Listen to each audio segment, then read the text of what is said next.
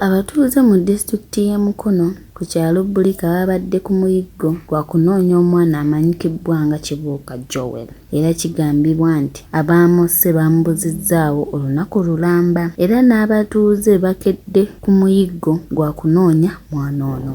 Omulambo gw'omwana ono oluvannyuma gwazuulibbwa mwana munne abadde agenzeeko mu kaabuyonjo okweyamba. Agamba nti bwe yalabye omusaayi bw'atyo n'ategeeza ku basomesa be abasitukiddemu ne bamulisa mu kaabuyonjo ne balengera omulambo gw'omwana ono. Bwe batyo ne batemya ku poliisi okusobola okubayamba. Abatuuze abawangaalira mu kitundu kino bavumiridde nnyo ekikolwa kino. Kikolwa kibi nnyo eri abantu baffe naddala ab'e Katongo. Kitukubye nnyo entuko y'amaanyi okulaba nti waliwo omwana muto mwaka gumu n'emyezi ng'esatu okubanga afudde.